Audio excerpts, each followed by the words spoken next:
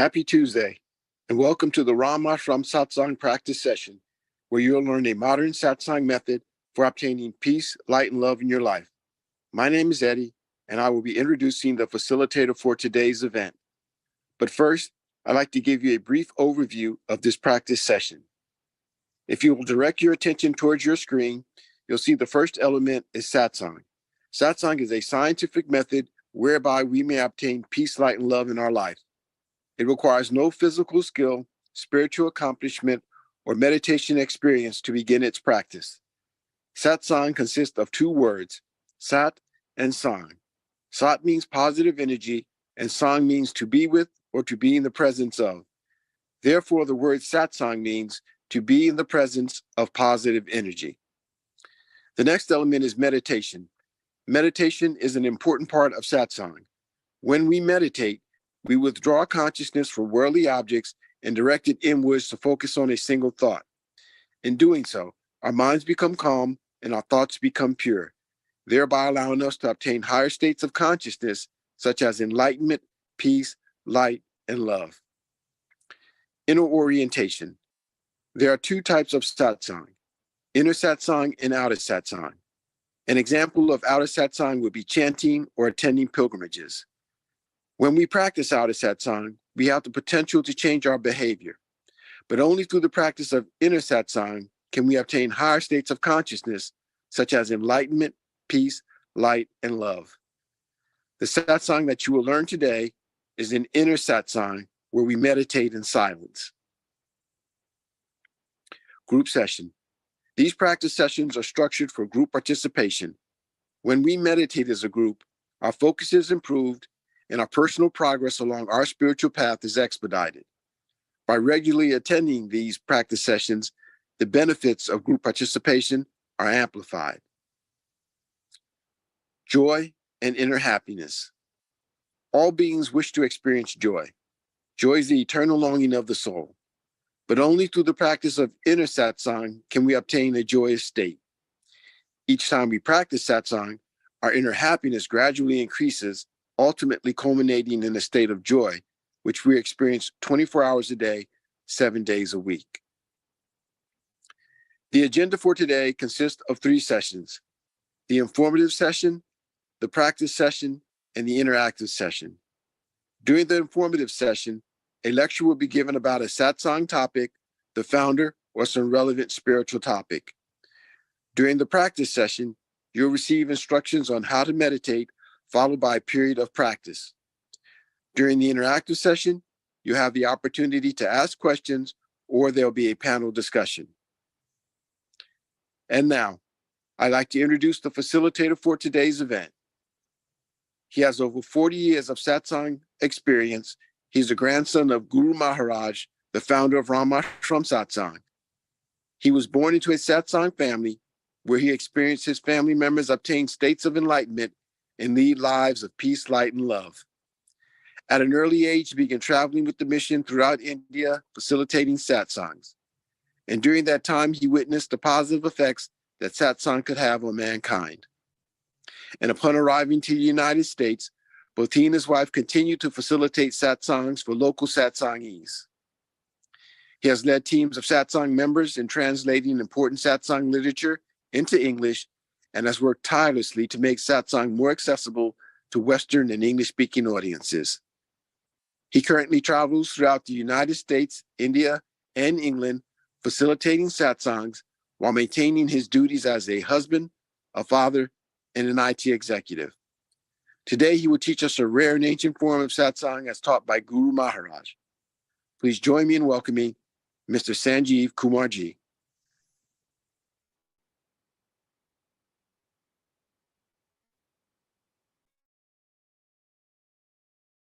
Happy Tuesday, everyone. Glad to be here. Thank you, Eddie, for the overview and before we practice, generally I talk a little bit about what this practice is and how it can really transform our inner self. So today, somebody actually shared a couple of fairly quick, brief stories. And this was, pretty interesting. It's the American dream. An American businessman was standing at the pier of a small coastal Mexican village when a small boat with just one fisherman docked, and the small boat, there were several large yellowfin tunas. And so the American complimented that, on the quality of his fish. So he asked, like, how long did it take for you to catch them? He said, a little while. So why didn't you stay a little longer and catch some more? He said, I had enough to support my family's immediate needs. But then the American asked that, what do you do with the rest of your time? The fisherman said, I sleep late, I fish a little, play with my children, take a siesta, and then stroll into the village in the evening, where I sip wine and play guitar with my amigos, spend some time with my wife, and I have a full and busy life. The American was kind of puzzled. It's like, hey, I am a Harvard MBA, and I can help you. You should spend more time fishing, and with the proceeds, you buy a bigger boat, and eventually you will have a fleet of boats. And instead of selling your catch to a middleman, you directly sell it to the consumers. Eventually open your own factory, and you control your product processing and distribution. And he went on, and he said, you could move to LA and run your expanding enterprise. And so the fisherman asked, okay, so how long will this take? It's like maybe 15, 20 years. So then he asked, okay, so then what? The American laughed, and it's like, that's the best part, that then you announce an IPO and sell your company and become rich, and then you make millions. Okay, millions, senor, then what? Then the American slowly said that then you would retire, move to a small coastal fishing village where you would sleep late, fish a little, play with your kids, take a siesta, and stroll to the village in the evenings where you could sip wine and play guitar. So interesting story. And, sometimes just to, if we look at how we have complicated our lives, and where are we going, what's our purpose, I feel spending some time meditating, hopefully will clear our purpose, our focus. So there was another very, very brief story alongside this one, where Alexander the Great, appeared before some Greek leaders, and all of them were, greeted him, paid him lavish compliments. But there was one funny philosopher, Diogenes. He had views not unlike those of Buddha. According to him, possessions and all things that we think we need only, only serve to distract us, get us in the way of our simple enjoyment of life. So he had given away everything, and he was literally didn't have anything with him. And he was sitting on a barrel in the market square. And,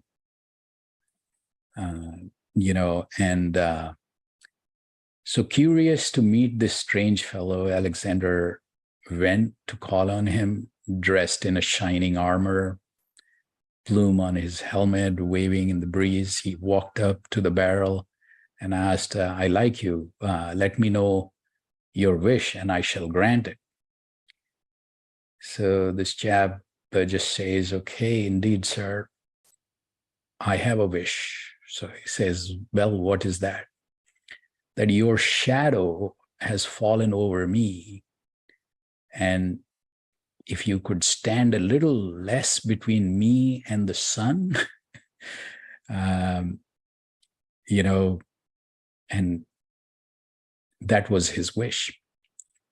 So Alexander was so struck by this that he said that if I weren't Alexander, I would like to be him. A little story of the world by Gombrich. Anyway, so sometimes, to get the right perspective in life, I think we need to step back. We need to, focus inwards, and imbibe some positive energy and look at where we are and what we can be. I think last session we talked about, we're made of star stuff and we're connected so deeply and integrally with every conscious being. Realizing that would bring the level of empathy, gratitude, and and connection with the nature, with every conscious being, that we need to be at that conscious level to be able to see that. And anyway, so it's all in the practice.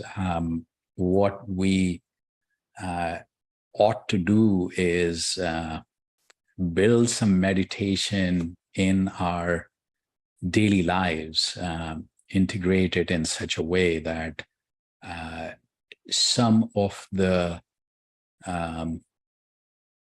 things that we think are very important, or some of the things that we feel are bothering us, if we take the perspective these stories are talking about, can only happen when you get to a higher level of consciousness. And that's what this practice does. All right, so let's get into it. So Yuan, if you could share the inner yoga slide, let's talk about the practice itself. So Ashtanga Yoga talks about 8 limbs of, any yogic framework, which yoga being here, I want to emphasize yoga being to unite with the higher consciousness. Samadhi, which is higher consciousness, is a result of taking these steps. So inward orientation and concentration, I'll explain how we would practice that. That should lead to deep meditation, which then should lead to higher, higher consciousness. All right, so for inward orientation, a couple of things are important. 2-3 things. One, eyes lightly closed, because the sensory input distracts our mind and takes us more outwards. And then still and relaxed posture for the same reason. Every time the body moves, your mind moves with it. And we want mind to be concentrated. So what is the object of our concentration, or what do we want to manifest here? We would manifest transcendental energy in form of light. So all we want to manifest is that. So we'll do nothing else, just feel the connection, feel the presence of this transcendental energy in form of light, and that light is entering our heart, enlightening our heart, distributing throughout our body and hands. We're completely, immersed in this transcendental energy, and hence we're becoming that energy. Now, what happens is, so we want to just feel that. We just want to connect with this energy. We want to imbibe this energy. We want to get immersed in this energy. And mind plays games. So we'll wander away, which is very natural. All we have to do is bring it back to this thought and this thought alone, that we are in the presence of this transcendental energy in form of light, and that light is entering our heart, distributing throughout our body, and we're becoming one with this light. And so to help the concentration, we will have music. So we transition in with music, then music fades away and we go into deep meditation, deep silent meditation. And just this process continues, and then we transition out with, the same music or similar music, and pretty much this deep silent meditation. So if we practice for a little bit, we will realize, not only it calms our mind, it also leads to this, glimpses of higher consciousness, which, as the practice becomes deeper, becomes more and more prominent. And as Eddie was referring, it would kind of, this imbibed energy, this received energy would then start affecting our rest of the day, rest of the night as well. All right, so let's start now.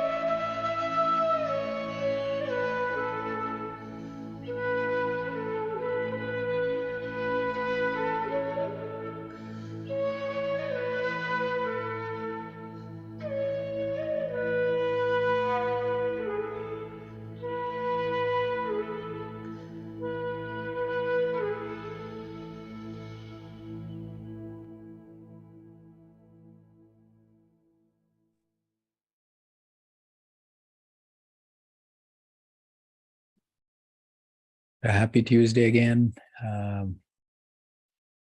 It's your time now. So Eddie, you got to run, right? Anything before you head out?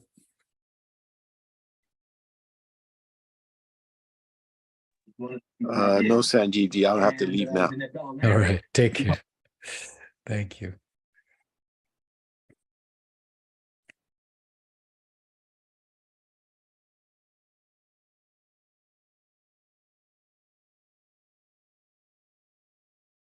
So good to see you again, Jeff, Taru, Shivangi, Onkar, Poonamji. Any questions, Rosa, Barrett? No, How was the session? relaxing. Good, good. That's what it ought to be.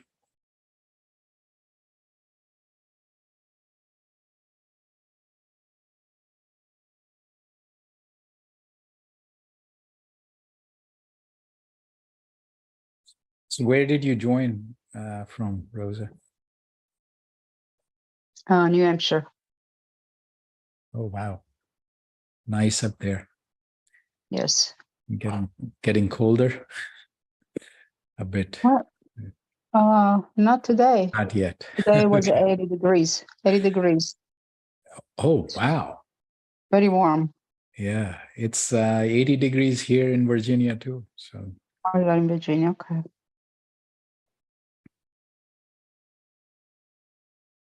good to have you here. Thank you. Sure thing. So Shivangi, Onkar, any questions, comments, discussions?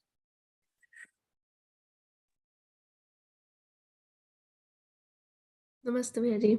Namaskar. All good here. Very good session today. Cool.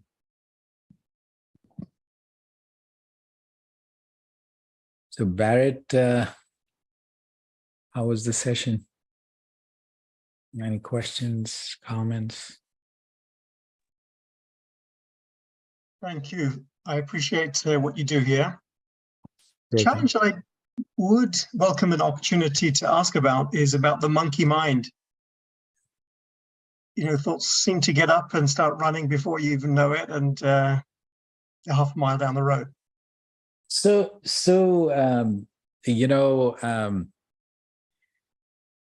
for some time I was, so I'll take a segue and then come back to this. So for quite some time I was thinking I need to write about how meditation helps worry, anxiety, and all these things which are kind of associated with mind because,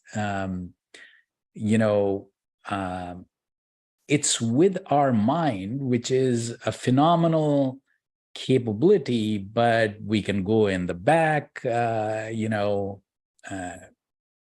into the past and the future. And sometimes that causes us to get stuck in the past or future in a way that it causes worry and anxiety. And I was like, okay, how does meditation help? And, so I, my grandfather wrote a whole 7-volume book on his journey through, various, through the whole process. And there is one small chapter about inner peace. And he talks about 5 or 6 different techniques on how we can get inner peace. And it all tackle, it's all around how to tackle the monkey mind. And so there are various techniques, but then before I go into any of that, it's like, what was fascinating was,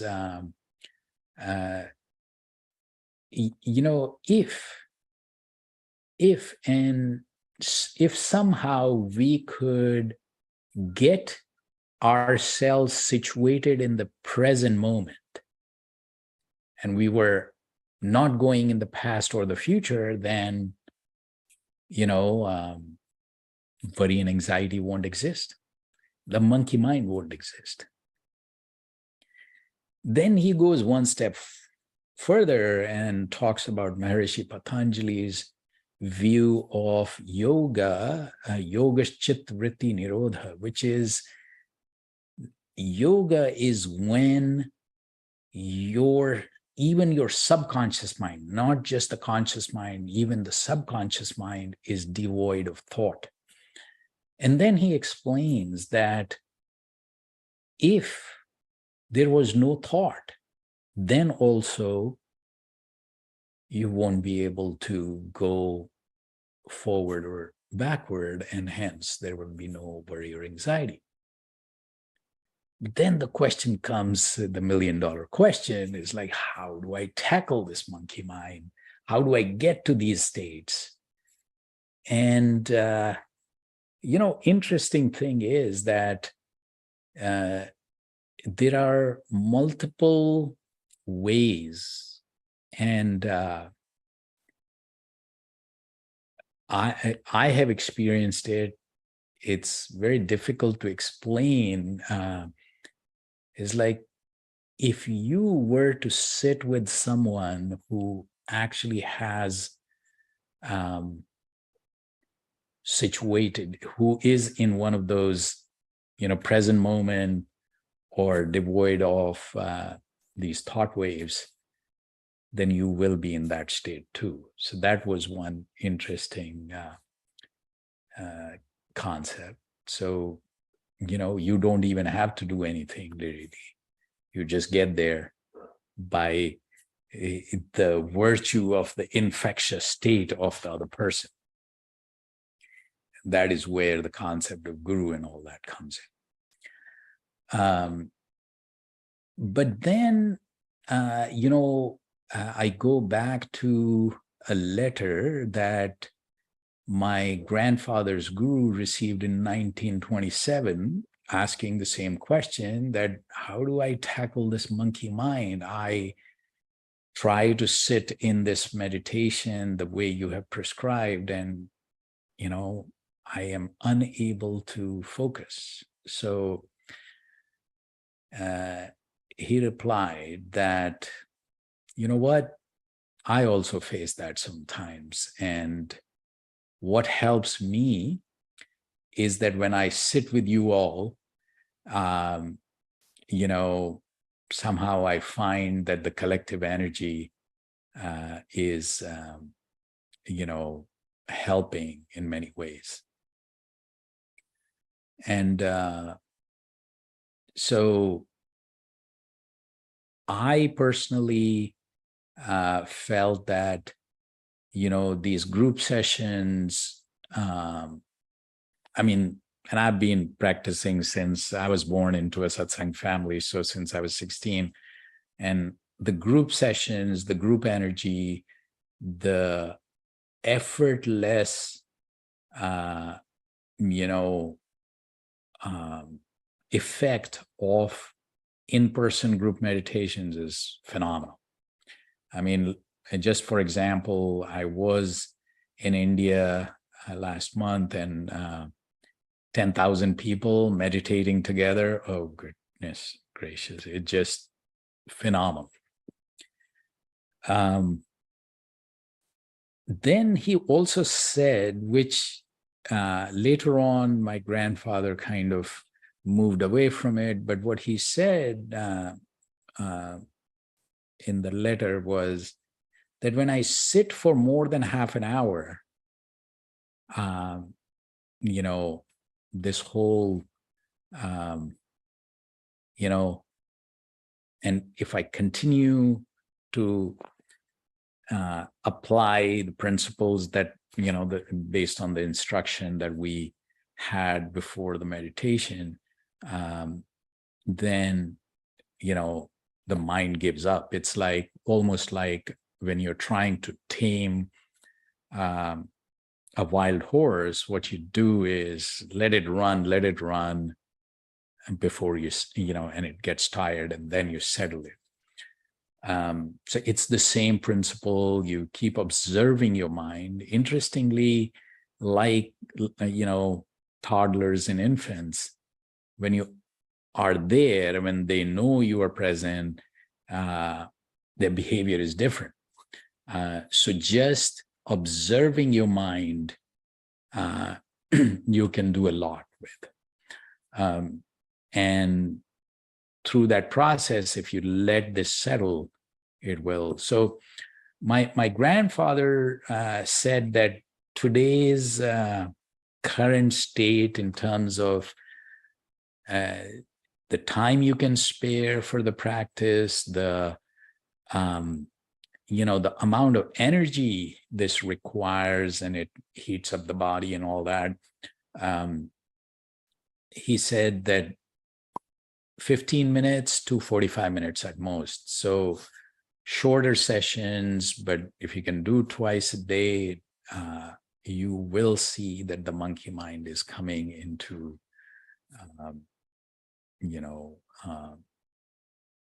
it's giving up its natural tendencies to some degree. It's a tough one. So I went all over the place, but I hope that helps. Thank you. Yeah, it's interestingly, even after I've known people who have been practicing meditation for decades, they come back and say, oh, I don't know if I have tackled my monkey mind. And what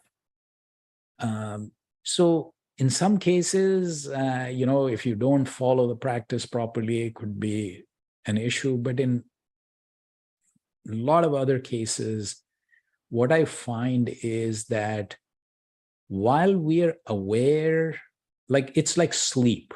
If you keep talking about sleep, you're not sleeping. If you're thinking about sleep, you're not sleeping. But when you sleep, you're unaware. When you wake up, it's like, oh, if I'm fresh and I feel good, then I had good sleep. So similarly, if you practice, say, for example, this approach, you practice for some time, and if you feel that two things are happening, one, your behavior or some aspects of your behavior are getting better, and or if you your inner happiness, which is not connected to situations and people and possessions and all that and status and things like that, so your inner happiness is increasing. So where you settle normally, so I call that the level of inner happiness. And if that level is increasing, you're happier for no reason, then your meditation practice is on track. So hopefully that would give some guidance. Onkar, you want to add something? I know. Namaste, Bhaiya. So I was just saying, that all these inner organs, we don't control them. So for example, there is a liver and there is a heart. So people, if you start saying that, can I stop the heartbeat? And can I tell my liver that now you start working, take out like cholesterol from my arteries? So that is not going to happen. Same thing is with brain. So the moment basically you open your eyes, the brain starts functioning or learning. You open your ears, it starts learning things.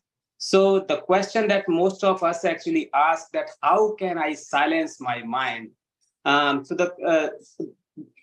Because of its evolution over the millions of years, probably you cannot silence your mind. The only thing that you can do, that you can start teaching it with the good things. So for example, like if you start teaching it the positive things, all positivity, and you put it towards working towards your good. So over the period of time, you will start learning like what the positive things are, and automatically you will start discarding those things, which will basically take time.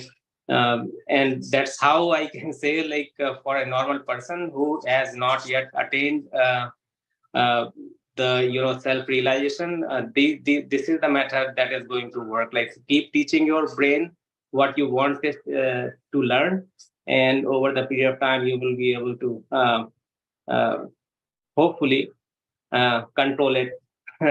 But that's how, like that would be the shortest answer from for those who have not yet accomplished or understood or realized who they are. Yeah, all I would add is, as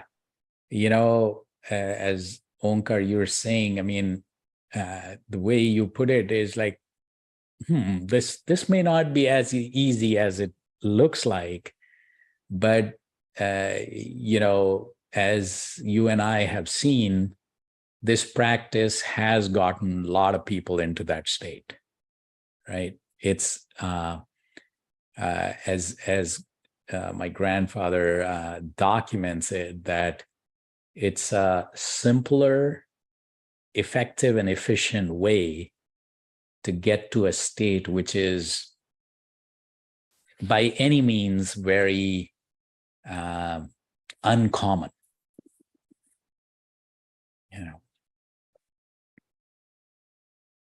Yeah, one of the reasons I started these sessions is that, yes, people have a lot of different connotations and misunderstandings and misinterpretations and all the, and that only is increasing. So sometimes I feel, how do I describe this? How do I differentiate this? And the list goes on. But what I feel is that even if somebody comes here for one session and gets a glimpse of inner peace, I think I'm good. Yeah.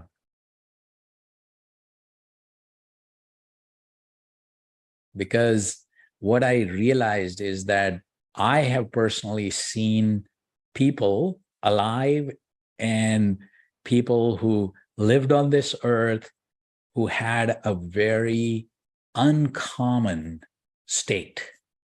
I was actually met somebody today, and I was explaining to them that, and this was 1970s, and I was with one of my grandfather's followers, one of my mentors, and he actually got me into this.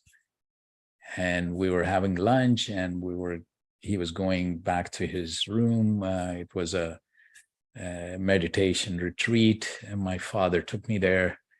I was in probably teenage years then, and somebody said, I don't understand how he keeps himself at such higher states. And what he meant was like this higher awareness, higher consciousness states.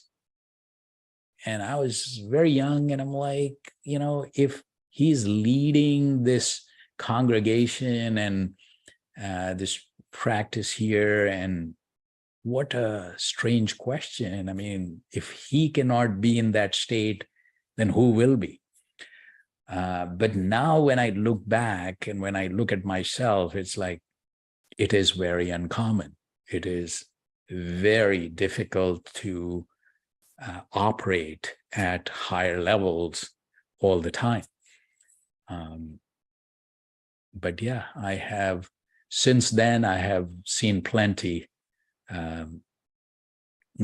of implementation of operating at a higher state of consciousness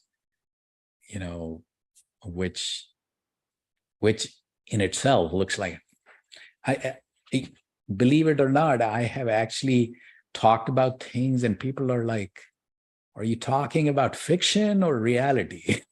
And I'm like, well, interesting stuff.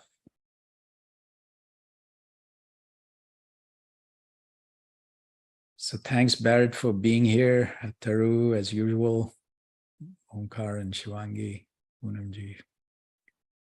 So yeah, so we are here every Tuesday, same time. This Saturday, I will be in Cleveland. So in-person session, 10 a.m. Eastern. So join if you can. And so have a great week ahead, and we'll see you from Cleveland on the weekend. Namaste, Bhaiya ji. Good night. Good night. Take care. Yeah.